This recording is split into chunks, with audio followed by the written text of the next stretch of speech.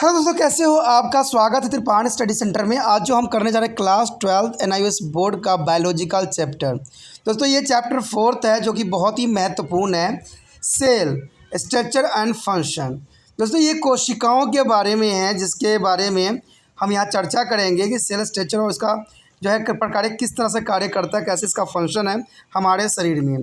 तो हम हर तरह की चीज़ें पढ़ेंगे इसमें। हम मिटोसिस मिसोसिस विभाजन के बारे में भी जानेंगे, तो इसे सारे कुछ करेंगे। लेकिन जो है इस सब करने से पहले एक बात जो हमेशा मैं कहता हूँ, जिसको आपको सोचना भी चाहिए और विचार भी करना चाहिए और अमल तो करना ही चाहिए, वो ये है कि जब भी वीडियो देखिए पूरा देखिए, क्योंकि अधूरा जानकारी सदैव खतरनाक होता है। साथ में एक इम्पोर्टेंट बात ये भी रहता है, अगर आप पहली बार वीडियो देख रहे हो तो लाइक शेयर सब्सक्राइब करना मत भूलना। देखिए दोस्तों, लाइक कीजिएगा तो बनाने वाले का जो है प्रोत्साहन बढ़ता है और आपके लिए अच्छा से अच्छा करने की कोशिश करता है। ठीक है, सब्सक्राइब करना आपके हित में है। इसका कारण ये है कि अगर आप सब्सक्राइब करके रखोगे तभी जो है मेरा वीडियो का नोटिफिकेशन मिलेगा। और आपको पता है कि मैं हर क्लास का जो है सब्जेक्ट डालता ही रहता हूँ समय समय पे। तो अगर सब्सक्राइब करके नहीं रखिएगा तो शायद उस वीडियो से आप अनभिज्ञ रह जाइएगा, यानी वो आपको प्राप्त नहीं होगा और आप उसका नॉलेज नहीं ले पाइएगा। साथ में जो अगर आप शेयर करते हो तो शेयर करना एक जग कल्याण के समान माना जाता है। इससे ये होता है कि मान लीजिए कोई जो है बच्चा जो है मेरी वीडियो को उसकी ज़रूरत थी और आपके थ्रू वो वीडियो उसको पास पहुंचा है, तो वो सदैव ही आपका धन्यवादी रहेगा और सदैव ही आपका जो है शुक्रिया अदा करेगा कि तुम्हारे कारण मुझे जो है वीडियो प्राप्त हुआ। तो दोस्तों आपको पता ही होगा कि त्रिपाण स्टडी सेंटर सिर्फ एक क्लास के लिए ही अग्रसर नहीं है, ये कई क्लासों के लिए अग्रसर है। जैसे 8th 9th 10th 11th 12th CBSE के सारे चैप्टरों को कवर करेगा समय के साथ। प्लस जो है एनआईओएस बोर्ड का 10th+2 को भी कवर करता है, सभी सब्जेक्टों का। प्लस जो है बीए पंजाब यूनिवर्सिटी का जो है फर्स्ट सेमेस्टर से लेकर 6th सेमेस्टर तक 8 सब्जेक्टों को कवर करता है। प्लस जो है एमए के जो है बच्चे ऑन डिमांड जो मुझे करते हैं कमेंट, उनके लिए भी त्रिपाण स्टडी सेंटर जो है अग्रसर है। देखिए दोस्तों, त्रिपाण स्टडी सेंटर इतना बड़ा है, विस्तृत है, तो आपको अभी जो है लाइक शेयर सब्सक्राइब कीजिए और अपने दोस्तों के साथ बांटिए। ठीक है, तो भूलिए मत, ये करना आपका फ़र्ज़ है और मेरा कार्य करना है आपको टॉपिक लेके चलना है। देखिए आज देखते हैं हमारा आज टॉपिक क्या है। Our next topic is the macro bodies. The macro bodies are teeny but important. The macro bodies are teeny but very important for our study. Here, these are the small sac-like structure bounded by their single membranes. These are of the different kind of which we will be take up three, which are lysosome, peroxisomes, and glucosome. Here is a lysosome. The lysosome means the lyso is a breakdown. A soma means body. The lysosomes are present in almost all animal cells and some non-green plant cells. They are performing to intracellular digestions. Intracellular digestions. So in this figure, the structure of lysosome in a electron microscopy structure. Here the present of discharge of debris and the discharge of vacuoles. The phagocytes they are taking in the solid material in the cell membranes, and a fusion of phagocytics and visible with the lysosome. A lysosome containing two hydrocytic digestive enzyme and Golgi aperatures defected organs mitochondrions. They are present of them. Lysosome are called to the suicidal bag. The main feature of lysosome are flowing. Their membranes sac or bodied of the from a Golgi body may be 100 in the single cells, contain a several enzyme about 40 in number. Materials to be acted upon to the enzyme enter to the lysosome. The lysosome are also called to the suicidal bag because as enzyme containing in them can be digest the cells. Organ material when to damage are dead. Friend, why they called to the suicidal bag of lysosome? Because there is a cells of damage are dead, there is the deadly or digested. So it's called to the suicidal bag. Important for the exam view, so please learn this question. And the other is important of intracellular digestion by lysosome. So what is important of intracellular digestion by the lysosome? So here they help in the nutrition of the cells by digested food, as they are rich in the various hydrolysis of enzyme which enable to them to digest almost all major chemical constituent of their living cells and help in the defense by the digesting germs as will be white blood cells. White blood cells. And thirdly is a help in the cleaning of the cells by digestive damaged material of the cells. Friend, here the damaged material cells, they are digested, so called suicidal bag. So is the 4 point provide to energy during to the cell activations of digestion of the open part of the cells. Autophagics and the auto self is a phases it up. Then and fifth point is a help to the sperm cell in the it entry the eggs by the breakdown through the digestive the eggs membranes. So important for the sperm to the entering for the eggs on breakdown through the digested. And 6 point in a plant cells a mature xylem cells lose all cellular content by lysosome activity. The 7 point is the last point. When the cells are or diseases or injury, lysosome attack their cell organs and digest them. In other words, lysosome are autophages, self-devourings, and the peroxisome. Peroxisome is found both in a plant and animal cells. Found in the green leaves were higher plants. So there is the participate in the oxidation of substrate resulting in the formation of hydrogen peroxide, and they often contain to the central core of the crystalline materials called nucleides and compose the uterus oxidase of crystals. And second is these bodies are mostly spherical or avoid and about the size of mitochondria and lysosome. They are usually close to the association with their ER. They are involved in the photosynthesis in plant cells and the bearings about the fat metabolism in a cell. And glycosome. Glycosomes mean to the macrobodies present in the plant cells and morphologically similar to the previsomes. They are found in the cells of the yeast and contain fungi and oil rich of seed in the plant. They are functionally they are contain the enzyme of fatty acid metabolism involved in their conversion of the lipid to the carbohydrate due to germination. दोस्तों अगला topic जो हमारे समक्ष है वो है सूक्ष्म काय। देखिए ये सूक्ष्म काय का मतलब क्या होता है, यानी मैक्रो बॉडी। सूक्ष्म काय का मतलब बॉडी, सूक्ष्म मतलब मैक्रो। देखिए कहते हैं ये बहुत छोटी होती है बंद, लेकिन बहुत ही महत्वपूर्ण होती है हमारे शरीर में। इसका जो है बहुत ही इम्पोर्टेंट महत्वपूर्ण योगदान होता है, ठीक है। तो यही बात बताई गई है। कहते हैं कोशिका में छोटी से छोटी कोशिका होती की संरचना भी होती है जो अपनी अपनी झिल्लियों में घिरी हुई होती है। ये संरचनाएं विभिन्न प्रकार की होती है जिनमें से हम 3 के बारे में यहाँ पर अध्ययन करेंगे। सबसे पहले होगा हमारा लाइन काय यानी लाइसोसोम, दूसरा होगा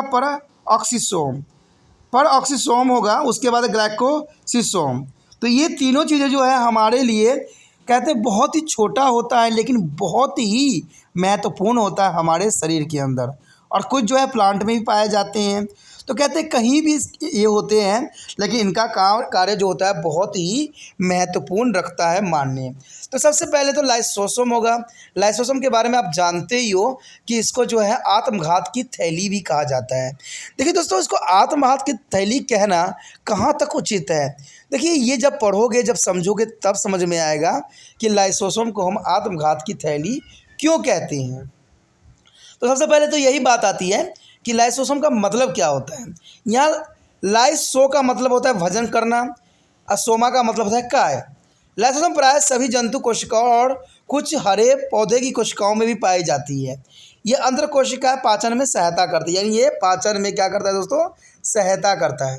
जैसे कि यहाँ पर लाइसोसोम का डायग्राम भी आपके समक्ष दिख रहा होगा, ठीक है। ये जो है लाइसोसोम का डायग्राम है जो कि बहुत ही महत्वपूर्ण है। इसमें देखिएगा तो एक जो है एक विशिष्ट संरचना दिख रही होगी आपके समक्ष, जिसमें व्यर्थ पदार्थ विसर्जित होती है।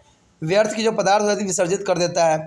जो विसर्जन राजधानियाँ होती है भक्षकाणु क्रिया और कोशिका झिल्ली के ठोस पदार्थों को लेकर यहाँ से जाती है। भक्षाणु अश्व को ललकार का साथ योजना बनाती है और उसका जल अवघटनीय पाचक एंजाइम युक्त लाइसोसोम बनाती है। ठीक है। इसमें ग्लॉक्सी उपकरण भी पाए जाते हैं। इसमें अग्रय हो चुके कोशिका अंगक यानी माइटोकॉन्ड्रिया भी पाई जाती है। अब बात यहाँ पर ये रह गया कि लाइसोसोम कुछ क्या लक्षण होंगे। देखिए दोस्तों, लाइसोसोम में कुछ प्रमुख लक्षण हैं जो कि बहुत ही महत्वपूर्ण भी है एग्जाम व्यू से। कभी कभी लाइसोसोम के लक्षण आ जाता है तो ये इंपॉर्टेंट है। सबसे पहले तो यही आता है कि झिल्ली में कोशिका जो ग्लॉक्सी काय से जो है मुक्लित होकर अलग हो जाता है। देखिए दोस्तों, इसमें क्या बात बताई गई है कि झिल्ली में कोश से जो ग्लॉक्सी काय से जो है मुक्लित होकर अलग हो जाती है। उसके पश्चात जो है एक कोशिका में सैकड़ों की संख्या में हो सकती है। देखिए, ये कोशिका जो होती है एक भी हो सकती है और सैकड़ों भी हो सकती है। इनके भीतर अनेक एंजाइम लगभग 40 मौजूद होते हैं। देखिए, इसमें एंजाइमों की संख्या कितनी है? 40 है। तो इसीलिए जो लाइसोसोम को एक विशिष्ट बनाता है। तो याद रखना, लाइसोसोम में सबसे अधिक जो होती है 40 एंजाइम प्रेजेंट होती है। कहते हैं वह पदार्थ जिन पर एंजाइम की अभिक्रिया होती है लाइसोसोम के भीतर पहुंच जाती है। देखिए, जहाँ पर एंजाइम की रिएक्शन होती है वो जो होता है उसके बॉडी तक पहुँचा देता है। कहते हैं लाइसोसोम को हम जो है स्वयं घाती थैली यानी सोलर बेग भी कहते हैं, क्योंकि इनमें जो विद्यमान एंजाइम होते हैं कोशिका को अपने क्षतिग्रस्त या मृत पदार्थों को पचा डालते हैं। आपने देखा होगा लोगों को एक्सीडेंट होता है तो आपको पता है अंदर भी, बॉडी के अंदर भी कुछ घायल होते होंगे, चोट लगते होंगे, तो उसके अंदर जो जितनी टूट फूट हो जाती है उसका क्या होता है? क्या वहाँ पर डॉक्टर साफ़ कर देते हैं? ऐसा कुछ नहीं होता दोस्तों। लाइसोसोम का कार्य होता है, वो उसको भक्षण कर जाती है, पचा डालती है। अगर ऐसा ना करे तो वो अंदर ही सड़ने लग जाएगा और हमें बीमार कर देगा। मैंने कहा ना, जो परमात्मा ने जो बनाया है धरती में मनुष्य जाति को, ये बहुत ही सोच समझ के बनाया है और सबका जो है कि अपना में एक महत्वपूर्ण कार्य भी दिया है। कहते हैं जैसे कि कोई स्टूडेंट होता है, स्टूडेंट का कार्य ये होता है कि कोई अगर वीडियो आपको अच्छा लगता है, अगर आपको समझाने का ढंग सही लगता है तो उसको लाइक भी करना होता है, शेयर भी करना होता है, बच्चों से सब्सक्राइब भी करवाना होता है। कहते हैं कि जब तक कोई कुछ आगे बढ़ेगा नहीं तब तक आपके लिए भी कुछ आगे मिलेगा नहीं, क्योंकि अगर मैं बढ़ूँगा तो आप भी बढ़ोगे, तो आपके लिए बहुत सी चीज़ें इसमें प्राप्त होगी। आपके लिए यहाँ पेपर मिलेगा, आपको यहाँ पर पीएमटी की तैयारी मिलेगी। तो कहते हैं अगर मैं विस्तृत होता हूँ तभी मैं करूँगा ना, तभी मुझे प्रोत्साहित मिलेगा, क्योंकि मैं तो एक हूँ, मैं अनेक होना चाहता हूँ और ये कार्य आप करोगे। और आप कब करोगे? जब मैं आपके लिए अच्छा से अच्छा करूँगा। तो दोस्तों, मैंने कहा ना, त्रिपाण स्टडी सेंटर का पढ़ाने का अंदाज़ अलग है, समझाने का अंदाज़ भी अलग है। एक बार जो समझेगा हमेशा याद उसके दिमाग में रहेगा, क्योंकि जब आप ये वीडियो देखोगे तो मुझे इतना विश्वास है, गारंटी दे सकता हूँ कि आप जब एक बार समझ लोगे ना पूरे वीडियो को, तो 100% है आपके माइंड में वही बात जो है चलती रहेगी। ठीक है, 2-4 बार अगर आप देख लेते हो कंटिन्यू तो 100% जो है आप उसके मास्टर बन जाओगे। हर एक टॉपिक जो होगा आपके जो है जहाँ पे याद रहेगा। तो इसलिए कहता हूँ कि दोस्तों कि मैं चाहता हूँ कि हर बच्चों को जो है ये टिप्स पे याद हो जाए, अच्छे से याद हो जाए, क्योंकि त्रिपाण स्टडी सेंटर कभी ट्रिक को मान्यता नहीं देती है, अंडरस्टैंडिंग को मान्यता देती है। ठीक है, ट्रिक तो जो होती है कहीं कहीं होती लगती है, लेकिन जो समझने वाली चीज़ होती है वो सदैव ही अग्रसर होती है और हमेशा आगे रहती है। ठीक है, तो ये बहुत ही इंपॉर्टेंट बात बताया गया है आपके लिए। ठीक है, आगे चलते हैं, हमारा टॉपिक पे आ जाते हैं, क्या कहता है आगे। अगला जो है हमारा लाइसोसोम द्वारा अंतर कोशिका पाचन का महत्व। देखिए, अंतर कोशिका पाचन जो कर जाता है ये आखिर इसका कैसे होता है, तो इसका क्या महत्व होता है? भोजन को पचाकर कोशिकाओं के पोषण में सहायता करना, क्योंकि इनमें विभिन्न जल अपघटनीय एंजाइम मौजूद मात्रा में विद्यमान रहते हैं, जिनकी सहायता से ये जीवित कोशिकाओं के लगभग सभी मुख्य रासायनिक अवयवों को पचा सकता है। कोई भी रासायनिक अवयव होता है ना, जो ये लाइसोसोम आसानी से इसको जो है पचा देता है, रोगाणुओं को समाप्त कर देता है, जैसे कि श्वेत जो है रुधिर कोशिकाओं में होता है। रोगों से सुरक्षा प्रदान करने में भी सहायता करता है ये काफ़ी। तो देखिए लाइसोसोम का कितना महत्वपूर्ण योगदान है। आपको जो है रोगों से सुरक्षा प्रदान करना भी इसका कार्य होता है। कोशिका के क्षतिग्रस्त पदार्थों को नष्ट कर कोशिका को स्वच्छ रखने में सहायता करता है। देखिए, कहीं भी टोट फोड़ हो, क्षतिग्रस्त होता है तो उसको नष्ट करे, कोशिकाओं को जो है निकालने के काम भी इसी का ही है। तो इतना महत्वपूर्ण लाइसोसोम हो सकता है आपके लिए, आपने कभी सोचा था इस बात को? ठीक है, इसके पश्चात पोषण के अभाव में स्वयं कोशिका के भागों का ही भक्षण कोशिका को ऊर्जा प्रदान करता है। और मान लीजिए आपने पोषण प्राप्त नहीं किया, खाना नहीं खाया है, तो वो क्या करता है, जो आपका फैट होता है उसको पिघलाने लग जाता है। तो ये सारे कार्य लाइसोसोम का होता है दोस्तों, बहुत ही महत्वपूर्ण कार्य है लाइसोसोम का। अगर मान लीजिए आप फास्ट करते हैं, व्रत करते हैं, तो वहाँ आपको बहुत कमजोरी महसूस होगा, लेकिन देखते हो जब खाना का टाइम मिस हो जाता है तो ऑटोमेटिक आपकी एनर्जी रिलीज़ हो जाती है। तो ये सारे काम है जो है लाइसोसोम करती है आपके लिए दोस्तों, ये लाइसोसोम, ठीक है, जो कि आपको हेल्प करता है, आपको एनर्जी प्रोवाइड्स करता है और आप फिर से जो है ताज़ा महसूस कर जाते हो। कहते हैं अंडे अंडे की झिल्ली को जो भेद कर उसके भीतर शुक्राणु को प्रवेश कराने में मदद करता है। देखिए कहते हैं लाइसोसोम कितना महत्वपूर्ण कार्य करता है। जो जीवन की उत्पत्ति होती है, पता है ना आपको, कि जब स्पर्म जाता है एग से मिलता है तो एग होती है, आखिर एग में जो छेद कौन करता है और कैसे एंट्री दिलाता है? तो ये छेद जो काम करने का काम कार्य जो है लाइसोसोम का होता है। लाइसोसोम क्या करता है, एग में छेद करता है और शुक्राणु को प्रवेश कराता है। ठीक है, देखिए इतना महत्वपूर्ण कार्य है, जैसे जीवन का जो है कहते हैं शुरुआत होती है, वो कार्य करता है ये। तो लाइसोसोम कितना महत्वपूर्ण हो सकता है, ये शायद आपको पता भी नहीं रहा होगा, आपको कोई भी टीचर पढ़ाए होंगे इतना सारी बात बताए नहीं होंगी। तो ये मैंने कहा ना कि बहुत इंपॉर्टेंट बात है दोस्तों। उसके पश्चात इसमें जो है कहते हैं पादप कोशिका में जो है दारू यानी जाइलम कोशिकाओं के समस्त कोशिकाएं पदार्थों के लाइसोसोम के सक्रिय कारण नष्ट हो जाते हैं, यानी सक्रियता के कारण जो है नष्ट हो जाता है लाइसोसोम की सक्रियता के कारण। उसके पश्चात 7 बात ये बताती है कि जब कोशिका पुरानी हो जाती है तो रोगग्रस्त अथवा क्षतिग्रस्त हो जाती है, तब लाइसोसोम अन्य कोशिकांगों पर आक्रमण कर देती है और उन्हें समाप्त कर डालते हैं। और दूसरे शब्दों में लाइसोसोम जो होती है सबभक्षक होते हैं। यानी मान लीजिए आपका शरीर में कहीं चोट लग गई है, ख़राब हो गया है, त्वचा स्किन ख़राब हो गया है, तो वो क्या करता है, लाइसोसोम जो होता है उसको जो है सरा गला कर हटा देता है, गंदगी को साफ़ करता है और आपको जो है सुचारू रूप से जो है स्वच्छ बना देता है। तो कहते हैं लाइसोसोम इतना महत्वपूर्ण है जिसका आप पहले परिकल्पना भी नहीं कर रखे होंगे। उसके पश्चात हमारे समक्ष है पर ऑक्सीसोम क्या होता है दोस्तों, इसमें यही बात बताई गई है कि पादप तथा जंतु कोशिका दोनों में पाया जाता है। याद रखना कि ये जंतु और पादप कोशिका दोनों में पाया जाता है। कहते हैं उच्च श्रेणी के पादपों की हरी पत्तियों में जाए जाते हैं और ये जो है कार्य द्रव यानी सबसेंट के ऑक्सीकरण में भाग लेते हैं, जिसके परिणाम स्वरूप हाइड्रोजन पेरोक्साइड का निर्माण होता है। कौन सा गैस का निर्माण होता है इसकी वजह से? Hydrogen peroxide. इसमें बहुधा क्रिस्टल पदार्थ का केंद्रीय कोर होता है, जिसमें जो है केंद्रकाक्ष या न्यूक्लियाइड्स कहा जाता है, जो कि यूरेट्स ऑक्सीडेट क्रिस्टल का बना होता है। यानी ये जो है बहुत ही महत्वपूर्ण रखता है। कहते हैं ये पिंड अधिकांश गोलाकार तथा अंडाकार होता है और आकार में जो है माइटोकॉन्ड्रिया तथा लाइसोसोम के बराबर बना देता है। तो यही बात जो है इसको बहुत ही महत्वपूर्ण और आकर्षक भी बनाता है। ये सामान्य जो है एंडोप्लाज्मा रेटिकुलम को ध्वनित रूप में संबंधित होता है। देखिए ये जो है रेडिकुलम एंडोप्लाज्मा रेटिकुलम को जो संबंधित रूप में होते हैं, ये जो है पादप कोशिकाओं में प्रकाश संश्लेषण में भी सहायता करता है। यानी पादप कोशिका होती है उसमें प्रकाश संश्लेषण में ये जो है अत्यंत महत्वपूर्ण कार्य करती है।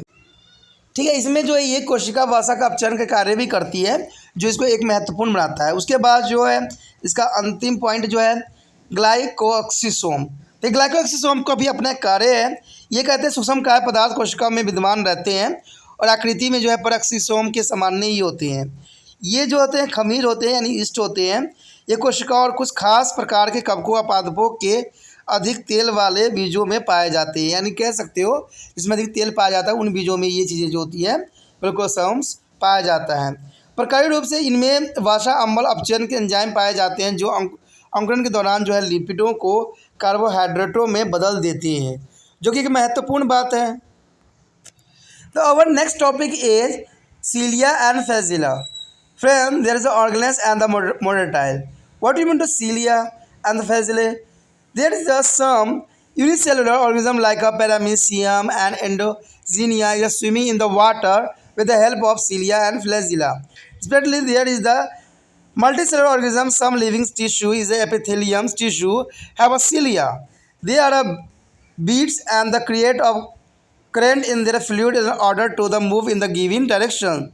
Example, the wind pipes and tracheas to the push out the mucus and the dust particles. Cilia beat like a teeny oars as the paddles as the boat, and the flagella bearing about a splash like a movement. Both are made up to the contractile protein tubulin in the form of macrotubulus. The arrangement of the macrotubulus is a term as 4, 9 plus 2, and that is a 2 central macrotubules and 9 diplet set of surrounding them. What is the difference between cilia and flagella? There is a cilia is a shorter 5 to 10 micrometer, and there is a flagella is a longer 15 micrometer, and there is cilia is a several hundred per cell structure, protoplasmics and projection and the membrane bond. Here is the flagella is the usually one or two in the most cells. Cilia is a consist of 9 sets of peripheral doublet macrotubulus and one set of two single tubulate in their center, and flagella is the same as cilia. There is a centrioles. It is present in all animal cells, but not in amoeba. There is not a present in amoeba. It is a optional case. So, come in the PMT exam. There is an important question for PMT value. Centro, it is present in the all animal cell, but not in amoeba. Centro is not present in amoeba. For the PMT examination view, located just outside their nucleus, it is cylindrical 0.5 micrometer in the length and without a membranes.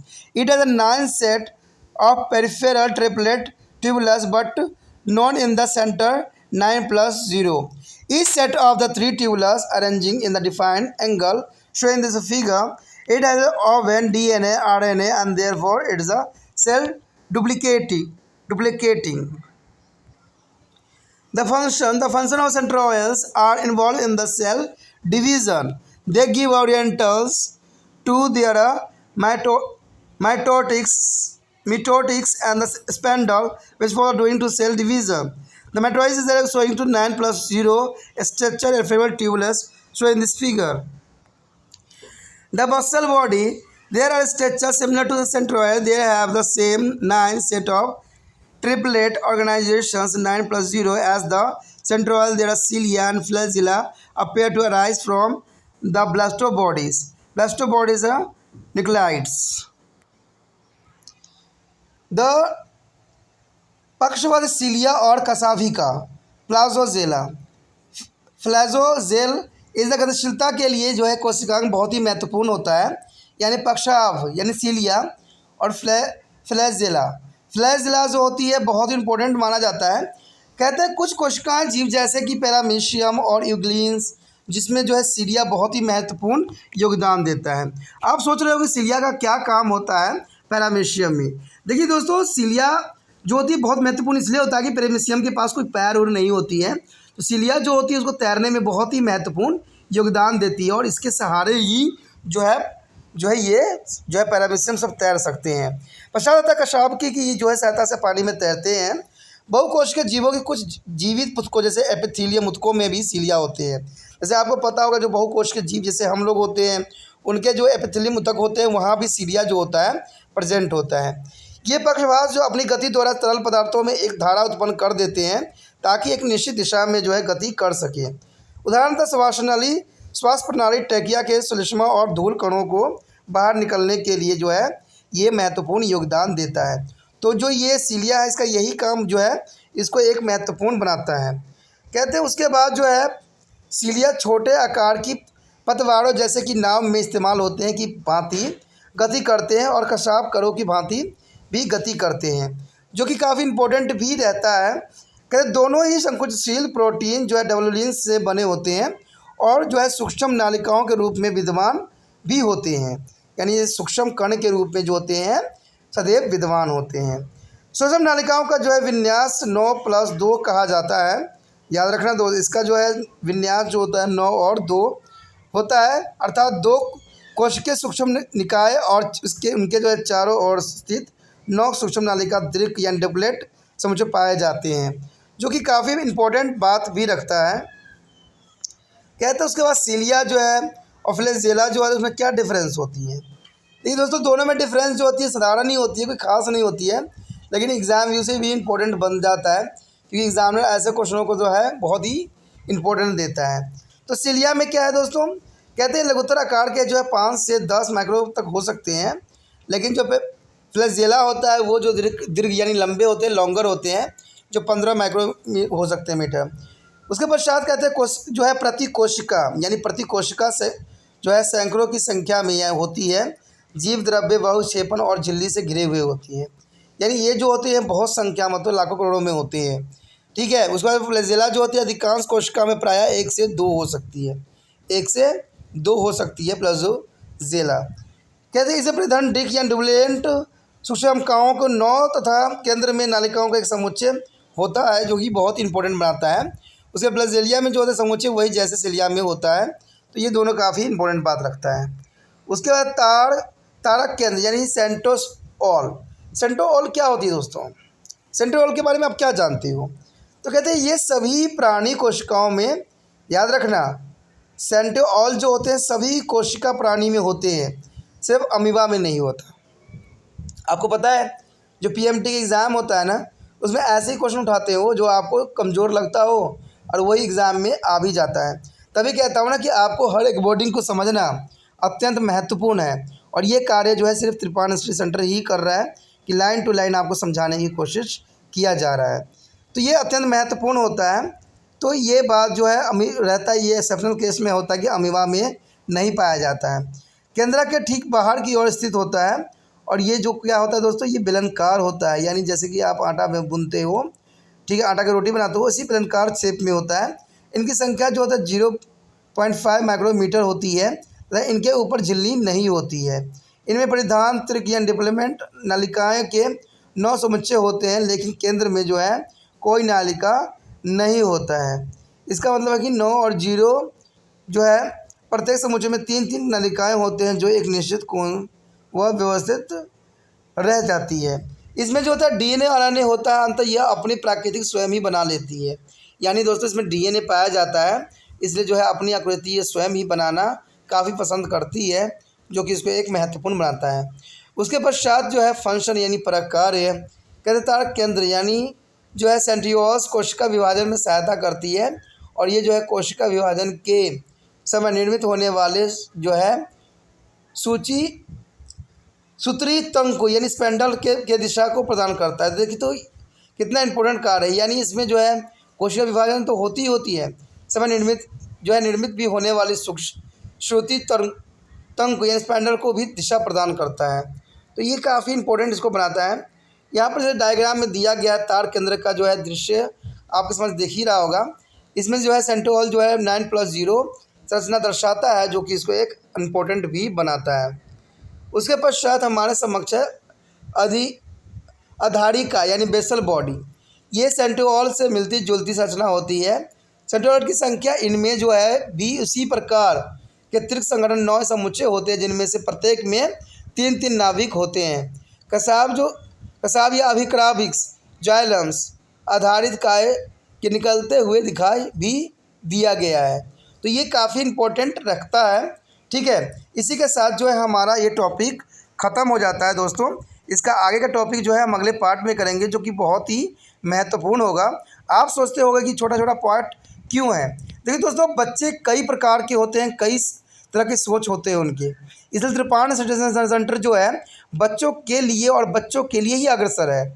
ठीक है, तो इसलिए जो है कुछ video जो होते हैं छोटे होते हैं, फिर उसके बाद उसको बड़ा बनाया जाता है, और एक जो होता है पूरा लेंथी होता है। तो बच्चों को जैसा समझ में आता है वैसा जो है वो चूज़ कर सकते हैं और वैसे वीडियो को देख सकते हैं, क्योंकि मेरा उद्देश्य सिर्फ यही होता है त्रिपाण स्टडी सेंटर का कि बच्चों को जो है बच्चों तक समझ जो है पहुंचाया जाए, और इसका कुछ भी माध्यम हो सकता है, इसमें कोई दो राय नहीं है। तो आप भी जो है त्रिपाण स्टडी सेंटर को इस तरह लाइक शेयर सब्सक्राइब कीजिए, दोस्तों के साथ शेयर कीजिए, और हमेशा जो है त्रिपाण स्टडी सेंटर को आगे बढ़ाने के लिए अग्रसर रहिए। सोचिए नहीं दोस्तों, विचार ना कीजिए, क्योंकि कहते हैं जिससे ज्ञान मिले उस चीज़ को फैलाओ। आपने देखा होगा कि जैसे कि इत्र कहीं खोल देते हो तो पूरे ही एरिया में जो है फैल जाता है, तो वो कार्य वायु का होता है, यानी हवा जो होता है इत्र को हर जगह फैला देता है। देखिए, अगर मान लीजिए कि त्रिपाण स्टडी सेंटर एक इत्र है, तो आप जो हो एक हवा हो, यानी ऑक्सीजन हो, जिसको हर जगह पहुंचाना है, इस सुगंध को जो हर एक बच्चे तक पहुंच सके और हर बच्चे जो है इससे लाभान्वित हो सके। कोई बाद में मुझे ये ना कहे कि आपका चैनल जो है मुझे मिला नहीं। अगर ऐसा कोई बोलता है तो इसका मतलब मुझे नहीं बोल रहा है, आप सब बच्चे जो मेरे साथ जुड़े हुए हो, आप लोग को ये बात बोली जाती है। क्यों? क्योंकि आप मेरे साथ जुड़ गए हो। अब मैं कहाँ तक पहुँचा दूँ किसी चीज़ को, क्योंकि आप हो, आपके समक्ष बहुत से बच्चे होते हैं, उनसे शेयर कीजिए, उनको बताइए। ठीक है, वो सब कहिए कि एक बार समझ के देखिए, तो ये कार्य आप है, आप जो ऑक्सीजन हो, कहते हैं ऑक्सीजन नहीं रहेगा तो त्रिपाणसी सेंटर आगे नहीं बढ़ पाएगा। तो आप ऑक्सीजन के काम कीजिए और मैं जो बनूंगा इत्र के समान बनूंगा, जो सिर्फ आपको सुगंधित फैलाऊंगा, और ये सुगंध फैलाने का कार्य सिर्फ आपका है। तो इसी तरह त्रिपाणसी सेंटर के बाद बने रहिए और हमेशा लाइक शेयर सब्सक्राइब कीजिए, दोस्तों के साथ भी शेयर कीजिए। इसी के साथ जो है दोस्तों हमारा टॉपिक आज खत्म हो रहा है, ठीक है। अगर आपको अच्छा लगा तो लाइक शेयर सब्सक्राइब जरूर कीजिए। अगर पहली बार अगर आप वीडियो देख रहे हो, पहली बार मेरे चैनल पे आए हो, तो सब्सक्राइब करना आपका फर्ज बन जाता है। सब्सक्राइब करने से ये होगा कि जो भी मैं आप क्लास के रिगार्डिंग कोई भी वीडियो डालूंगा उसका नोटिफिकेशन जो है समय समय पर आपको प्राप्त होता रहेगा। अगर सब्सक्राइब नहीं कीजिएगा, अगर आप दोबारा से त्रिपाणसी सेंटर पर आने की कोशिश कीजिएगा तो वहाँ पर आप त्रिपाण लिखिएगा तो जो है वो तिरपस कर देगा, ठीक है। जो आप गूगल पर सर्च करेंगे वो तिरपस कर देगा, जिससे वजह से आप जो है मेरे वीडियो का जो है फायदा नहीं उठा पाओगे। तो सोचिए मत, विचार मत कीजिए, सब्सक्राइब कीजिए। आप सोचते होइएगा कि मेरे जो एग्जाम खत्म हो जाने के मेरा क्या जरूरत है त्रिपाणसी सेंटर से, ठीक है, तो इसलिए सब्सक्राइब नहीं करने का सोचिएगा। लेकिन दोस्तों ऐसा नहीं है, त्रिपाणसी सेंटर जो है बहुत हेल्पफुल है। क्यों? क्योंकि ये जो है आपके 8th class 9th 10th 11th 12th जो आर्ट्स के सब्जेक्ट को कवर करता ही है, प्लस जो है ये NIC बोर्ड के जो है 10th +2 को भी कवर करता है। साथ में BA जो है फर्स्ट ईयर से लेकर 6 सेमेस्टर तक बच्चों के लिए ये अग्रसर रहेगा आर्ट्स सब्जेक्ट में। तो सोचिए नहीं, विचार नहीं कीजिए, काफ़ी जो है त्रिपाणसी सेंटर का फायदा ही फायदा है, ठीक है। अगर आप मुझे प्रोत्साहित करोगे तो आपके लिए मैं तरह तरह के वीडियो बनाऊंगा जो आपको फायदा पहुंचाएगा। एग्जाम के तौर पे मैं आपको जो है पेपर भी आपको सोल्यूशन करके दिखाऊंगा जो आपके लिए फायदेमंद रहेगा।